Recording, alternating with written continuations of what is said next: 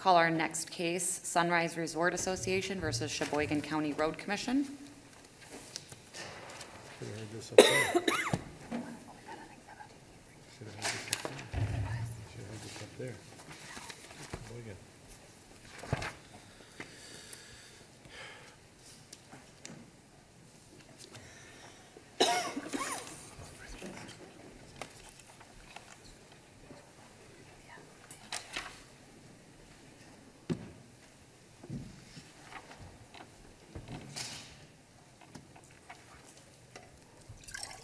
Good morning. This is a 15-minute mini oral argument on the application. You have 2 minutes of a free fire zone, which you may waive, and you may reserve time, but we ask that you keep track of your own time. And you can begin when you're ready.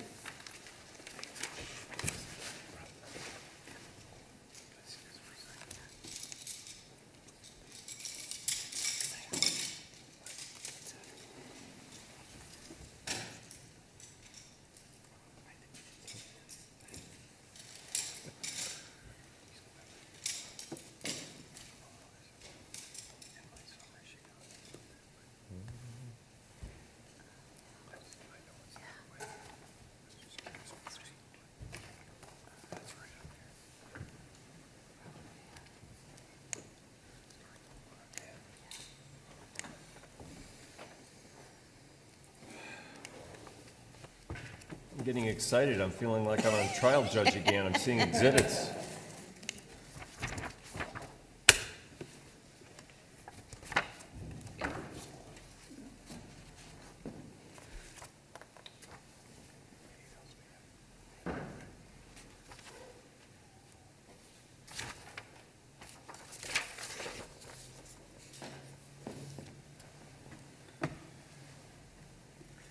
I'm assuming these are exhibits so that we don't all have to look like this at our computer when you're referencing the statutory sections. Yeah, I was all excited, and it's just the statute. It's just the statute, but with highlighting. Good morning, Madam Chief Justice, and may it please the court. Bill Henn on behalf of the Cheboygan County Road Commission. Also at council table with me as counsel of record, Andrea Nestor. The reason that I brought these statutes, these highlighted statutes, is because I believe that each of them is fundamentally explains why the Court of Appeals has to be reversed and that there's no claim here. There are two issues. We'll start with the statute of limitations issue. The sewage disposal system event exception, which is at issue here, does not contain its own statute of limitations. It does not contain its own accrual statute. And in fact, the Government Tort Liability Act, which you see reprinted there, 691.1411, states that every claim against any governmental agency is subject to the general law respecting limitations of action. Well, where does the general law come from? It comes from the Revised Judicature Act. In this instance, for this sort of claim, it's 658.05 subsection 2, which creates a 3-year statute of limitations provision. That 3-year statute of limitations provision is modified by 600.5827, which speaks to accrual. When does that 3-year period start to run? The statute says it starts to run when the harm is committed. This court has interpreted that on multiple occasions as meaning when there has been both a wrong and when there has been some sort of injury that results from it. Once you have those, that 3-year period starts to run. At common law, there was a doctrine called the continuing violations doctrine, or the continuing wrongs doctrine. That was a common law exception to statutes of limitations and the accrual statutes for instances where there was a harm followed by repeated injuries over a course of time. Counsel, can you help me? So let's take it out of the sewer exception. Take it out of the sewer. Let's look at, say, we're dealing with the public building exception to immunity. And let's say I go into a public building and there's a defective elevator and I fall in 2015, but I don't know, I bruised my hands when I put them out in front of me, decided not to sue. 3 years later, I go into the same elevator, defect is still there, I fall and I fracture my arm and I decide to sue. Am I barred in 2018 for that injury? Are you barred for the second incident where you fell? Correct. I don't think that you would be, and I think the reason why that case is different than this case comes down to the nature of the causes of action and the nature of the duties that are imposed on the defendants. When I look at the court's cases dealing with, well, let's say, we'll talk about it a little bit later, but dealing with injunctive relief and whatnot, there's a continuum of the sorts of claims that can be brought against the government. So, for example, this court fairly recently in the Fraser case dealt with a zoning ordinance violation. That was a situation where a violation of a zoning ordinance is considered a nuisance per se, meaning that is an independent harm and wrong that occurs every single day that the violation is present. A case like you've described, a public building exception case, or I would say the highway exception is the same sort of situation, you know, the same pothole. Somebody hits a pothole one day, hits a pothole, you know, the same pothole 2 years later.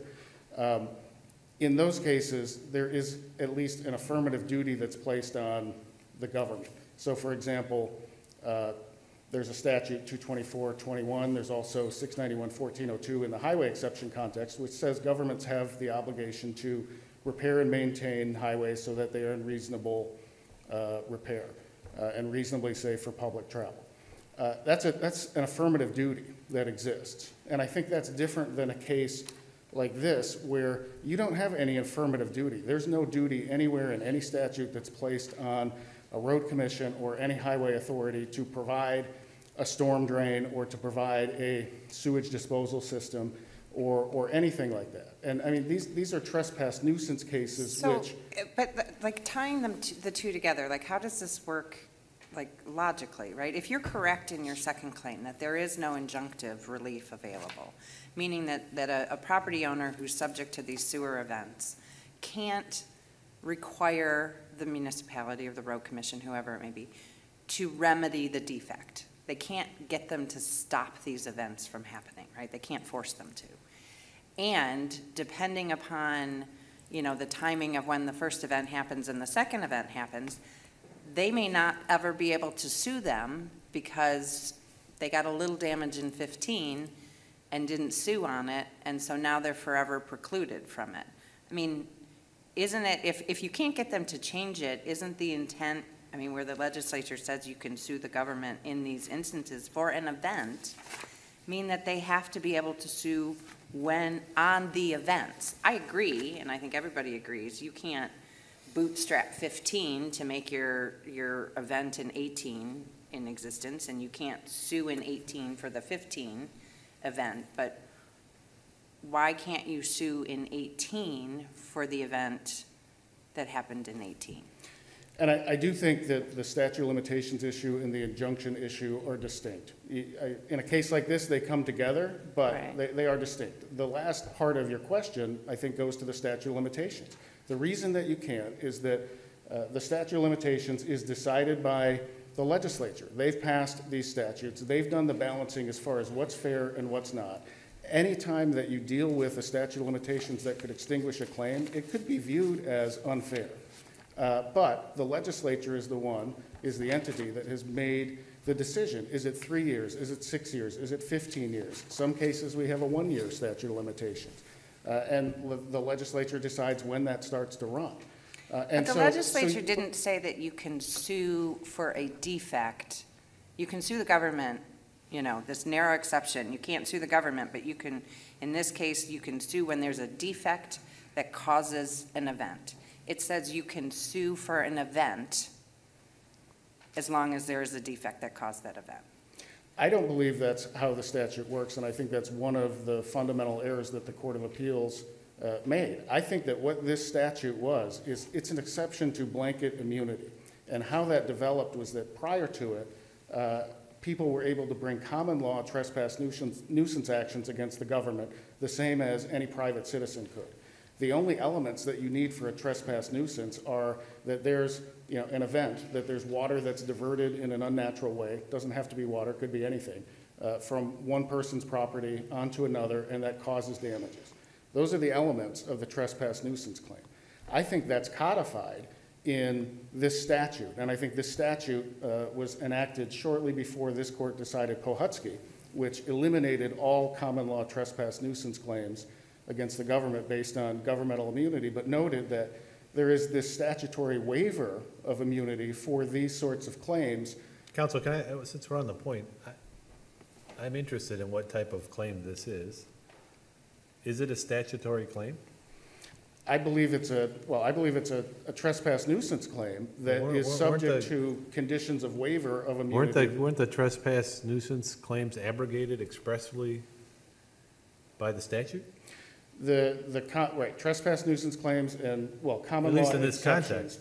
Well, I think the elements of the claim are the same. I think this is the statutory codification of the trespass nuisance claim, and I think the conditions that are identified, the 5 or 6 conditions, are this is waivers of now- immunity. This is now a statutory claim. Would you agree with that? I believe that's right, right? The claim is under the statute. And there's no other claim you can make for sewer overflows except the ones that conform to this statute, right? That is our position, correct. And accepting your view that the normal statute of limitations applies, and the rules of accrual, don't we have to know something about the nature of the claim at issue before we can determine whether that claim has accrued?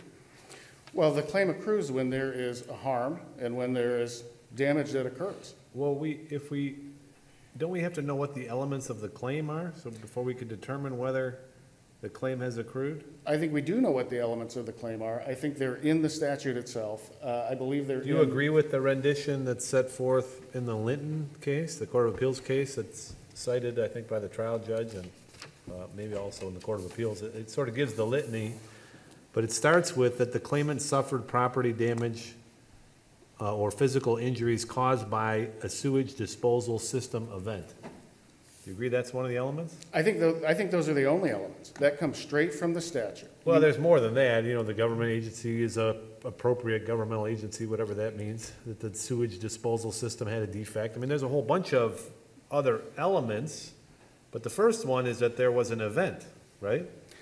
I don't believe that those that you've identified are elements of the cause of action. I believe that they're the conditions for the waiver of immunity that allow you to recover for the event which caused the damage. Well, I mean, that's sort of splitting hairs in my book, I suppose. If you're the plaintiff, you have to prove, for example, that there was a defect if you're going to prevail, whether it's to prevail on your claim or to prevail on your claim as an exception to immunity.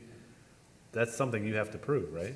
Burden's on the plaintiff? As a waiver of immunity, you have to prove that there's some sort of defect that meets the statutory definition. I don't view this statute as really any different than the highway exception.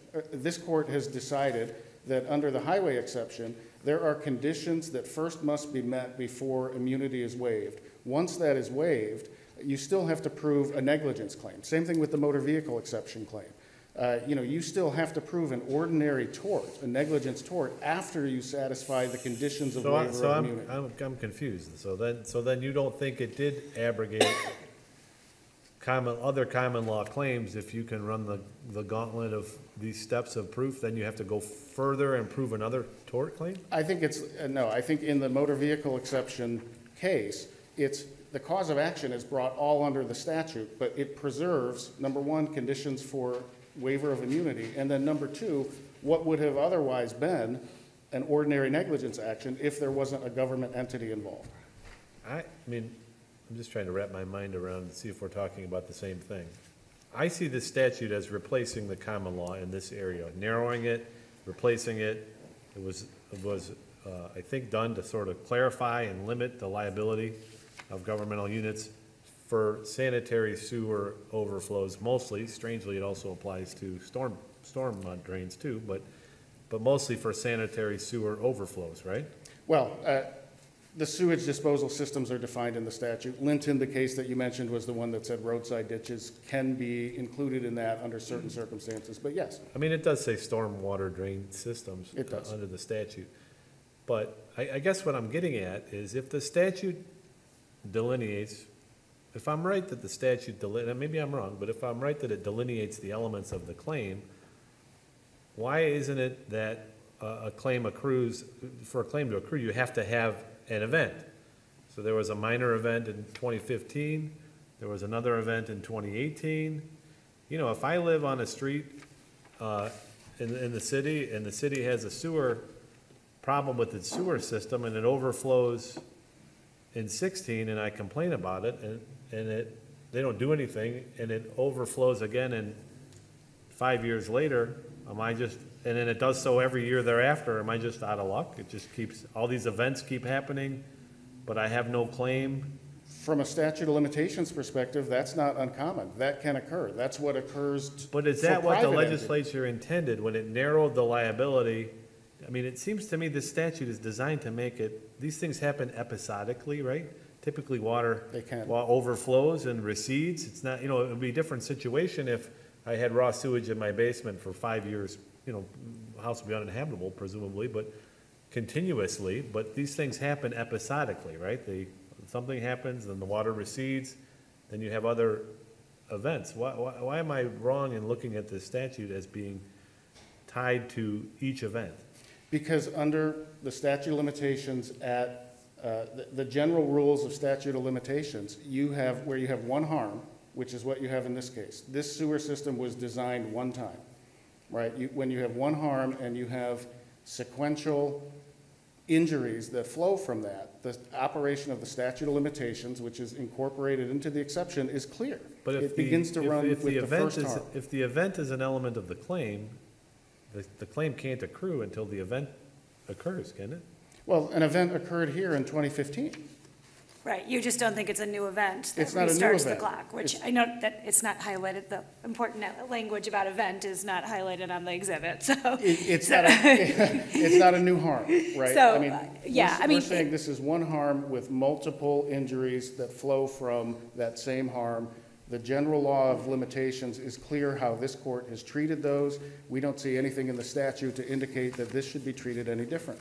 Yeah, I guess- If the 2018 event was caused by a different defect, would that start anew? Absolutely. The road commission is not claiming that serial wrongs, serial wrongful conduct does not restart the statute of So you're limitations. saying the Of course wrong it is the does. defect? What they've alleged is the design, right? This was a Okay, poorly but designed the system according statute to them. says that the government is immune, you can't sue them but for an event. The statute doesn't say that you can sue the government for a defect in the sewer system so long as it causes you injury.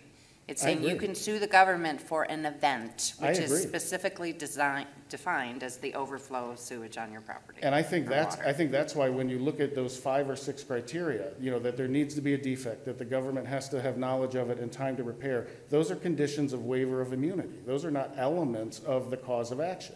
The cause of action is whatever happened that was wrong followed by some injury.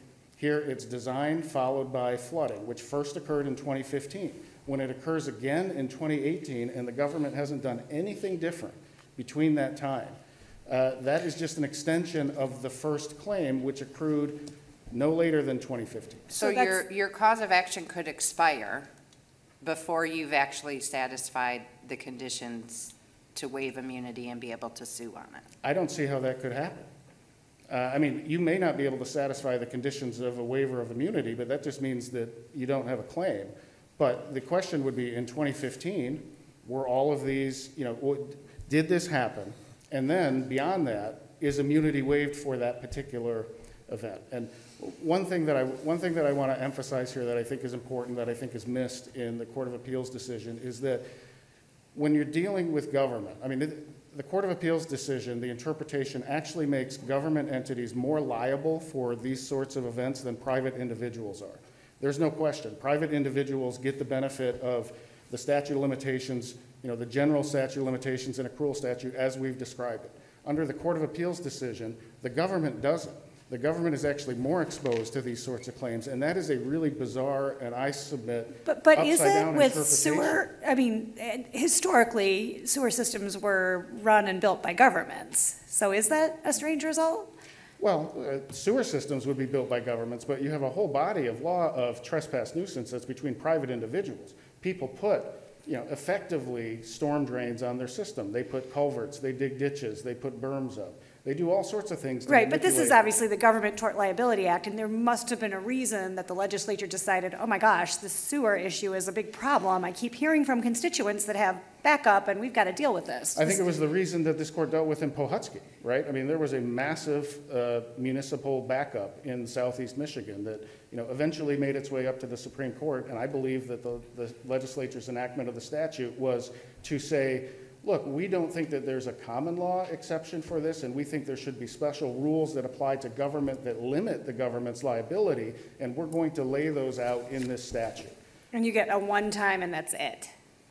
Well, if there's a different defect, right? If there's a different harm that's created, if the government, does something wrong the second time in connection with the 2018 event, well, then that's a whole new claim, and we wouldn't dispute that. Counsel, I had just one more question.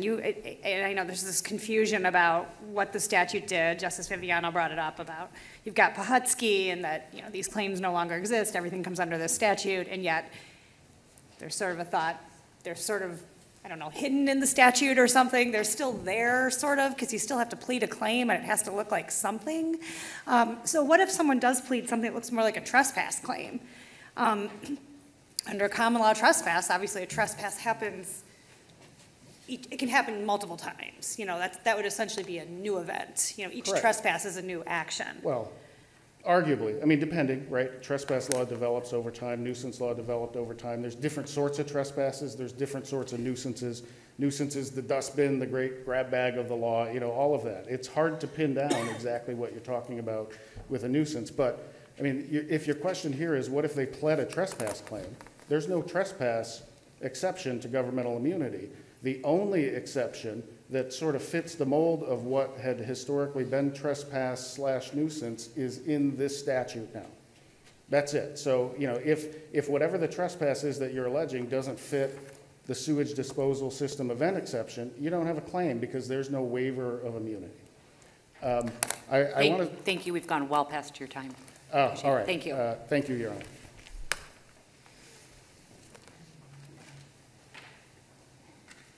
Good morning. Please support Jennifer Schaefer here on behalf of the plaintiffs, Appellees, Sunrise Resort and the Summers, as well as Mr. Borowski. I'm always surprised by how much preparation I put into these things, and it all goes out the window as soon as I listen to the other side. And so I've been scribbling and hope I can put this into some coherent form for you all. I think the key to this really comes down to plain language, read every word in the statute. They have to be interpreted to mean something. And the elements of this statute do include the very important part, and that is event. And that's what changes the whole calculus as with regard to when does a cause of action accrue.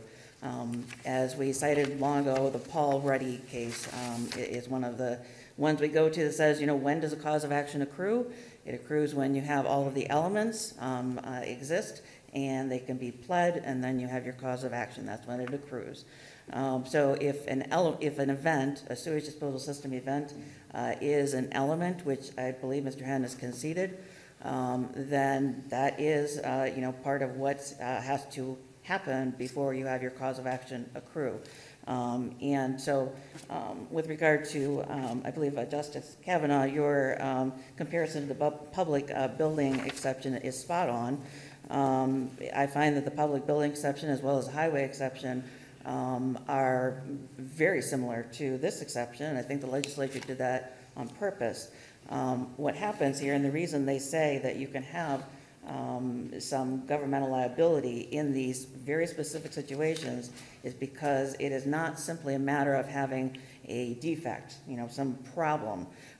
You have to have the defect, but then you also have to have the governmental agency know of the defect and have the reasonable opportunity to fix the defect before anything, any liability actually attaches to the governmental agency. So it's a pretty fair way to handle the situation that, government agencies, of course, take taxpayer money and they perform services that, most private companies don't want to because there's no profit in it. And so because government's doing that, they need immunity. Immunity is a good thing, and it generally is construed broadly. Exceptions are narrow.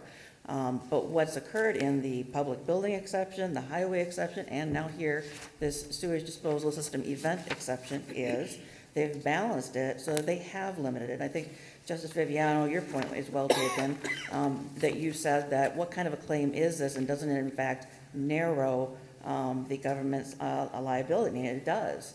The history of all of this really spells that out.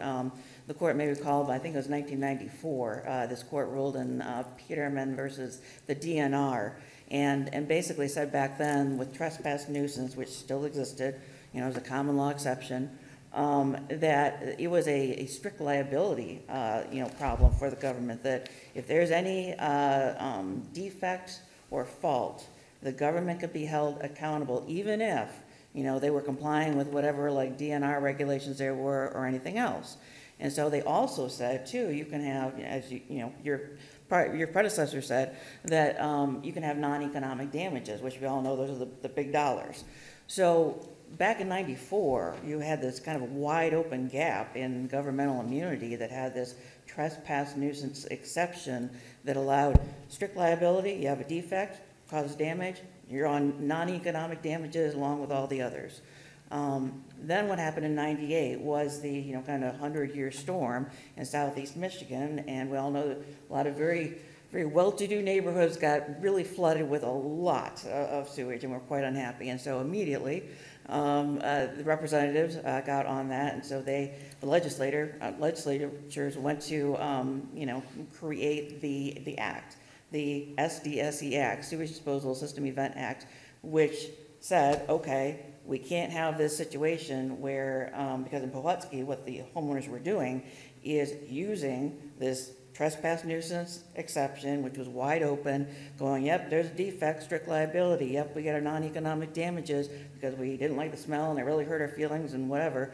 Lots of money flying out the window. And so Pulaski was about trying to say, okay, you know what? We're not going to have any more, common law trespass nuisance. We're only going to allow that kind of, any kind of exception to governmental immunity if it shows up in that government tort liability statute. At the time Pulaski was decided, the only ones that appeared in the statute were, in fact, public building, highway, a couple others, not anything about trespass nuisance or, of course, sewage disposal. So Pulaski gets decided to say there is no common law trespass nuisance claim for damages anymore. At almost exactly the same time, beginning of 2002, is when the legislature completed everything it was doing on the Sewage Disposal System Event Act, and it put that exception into Government Tort Liability Act as an exception. And it's a very limited one. Again, there's no strict liability, because what you have to show is you got to show there's a defect. Okay, you don't necessarily have to show how that happened exactly, but you got to show there's a defect. And then the limits come in because the statute as elements requires that the government have knowledge of that defect first, then has an opportunity, a reasonable opportunity to repair that defect, and then also there has to be an event, which has to be some actual overflow or backup of sewage onto property, which is a rather significant thing, causing damage is the final part of it. So all of those elements have to be pled and proved before the government is going to have any liability and be subject to some damages. And so it really limits what was in existence before. So can I, Yes. drawing on that and limited, and let's accept all that is true, and I think that's persuasive what you're arguing. If we are in this realm of a very specific statute, where do you draw the basis for getting injunctive relief requiring the County Road Commission to correct the defect? Yes. The statute itself, SDSE Act, actually opens the door for it. It recognizes that that is still something that exists. And injunctive relief, frankly, has always existed. The entire Government Tort Liability Act only prohibits liability for damages. It says nothing about injunctive relief to stop the government from doing something that it should not be doing that's causing harm, without any recourse for a private citizen. And so injunctive relief has always been there. It's always been just a question of, whether or not you get damages. And I think it was this court in Lash, I think that was a 2007 case. That's the one where you expressly recognize that, in fact, there is still a cause of action for injunctive relief if you're not seeking the economic damages. So there's a right to injunctive relief to enforce a statutory right. What statutory right are you seeking to enjoin? And it can't be this, right? It can't be this statute. Because this statute says the only remedy is damages. So is there a separate statutory right that compels the road commission to correct the defect that you're seeking to? Yes, Your Honor. Okay. I believe that actually is in the statute, because what the statute says is if there is a defect and the road commission chooses, after knowing about it, to not fix it, then they will be paying that person damages. You see, so it literally creates an affirmative obligation on the part of the road commission to make their choice. If they know of a defect and they choose not to fix it, they're going to be paying damages. If they know of a defect and they fix it, then everything's fine. And that's actually the same statutory structure that you find within the highway exception and the public building exception. So are you arguing that these are alternative claims, that if they fix it, Right. you're not seeking damages, but if they're not, you They're get to sue actually- for damages? There are actually two different claims because of timing. The first claim is under the SDSC Act for past injury damages. Okay, so that's a money claim saying back in 2018 we had catastrophic damages. We want money to remedy that.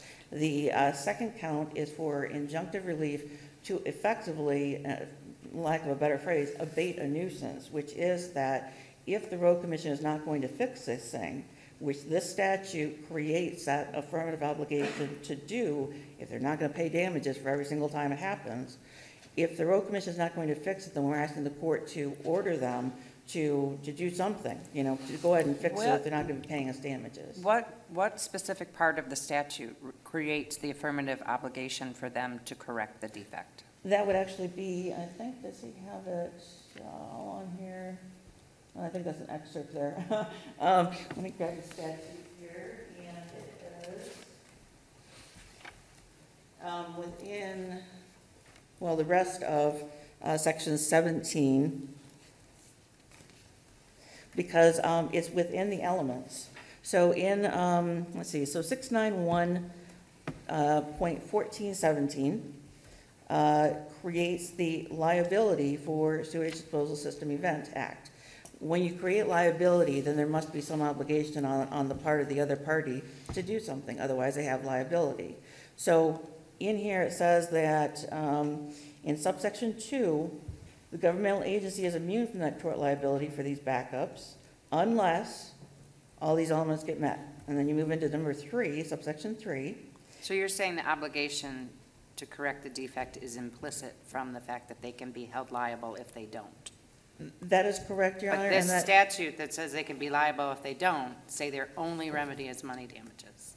But implicitly and that's there's- the second part of that, Your Honor, is where I would respectfully disagree, is that the obligation to fix it or pay damages is within the statute itself. And the ability for someone to come in and say, we want the injunctive relief to fix it as like an actual claim, that's what we want, so it doesn't happen again in the future, is provided for in section 18, subsection 4, where they recognize that the parties still have all rights and remedies under all of the other statutes and court rules, which of course, Court Rules 3.310 includes injunctive relief, where you can ask a court to stop someone from doing something that they should not be doing and have no right to do. And that gets a little bit into the idea of this writ of mandamus, that the court has no ability to order the road commission to ever do anything. There's no basis in law for that. Of course, a court can order any government agency to stop doing something that they have no legal authority to do. And so if a government agency, being the road commission, is routinely failing to repair a defect they know of because they don't feel like it, and they are flooding people's property out, they can't continue to keep doing that, and there's absolutely no remedy. A court can order them to fix a defect, or they're under here, they're gonna be paying damages every single time it happens. Counsel, maybe you mentioned this already, but how do we get away from the language, and I apologize. No, you're Counsel, fine, Justice. Or to my colleague. I'm sorry? I just interrupted my colleague and I was apologizing. But I'm stuck on this statute and the language that says that these sections provide the sole remedy for obtaining any form of relief for damages or physical injuries caused by one of these events, regardless of the legal theory. And when it says damages, my current understanding or theory is that it's talking about property damages, because the statute does that throughout. Yes, Your Honor. And what I would say to that is. Blanket statement on the type of relief. Normally we think of money damages or injunctive relief. Why is it not consistent with what I mentioned earlier, which you seem to agree with, that this statute limits liabilities, or the government's liability in lots of different ways? One of the ways it may do that is to not allow anything other than money damages per event. And it doesn't require the government, if they don't want to fix the ditch, to do that. Your Honor, I read that section of the statute with the word caused, I think is key, because it's past tense. So when something damages to property or physical injury have been caused, your sole remedy is what it says here, and you get these damages if you prove these elements. What we're asking for is, that's fine for what happened in the past, but we are literally saying that these property owners have a right, and this is under, I guess, common law, and it's permitted by this statute, to say, Judge, it's fine that they are paying us for the past here, but we don't want this to happen again in the future and get worse and worse until somebody ends up dead. We shouldn't have to wait for that before a court can say to them, you've got to abate this somehow, and enter an injunctive order to say, do something to stop this. We're not going to tell you how.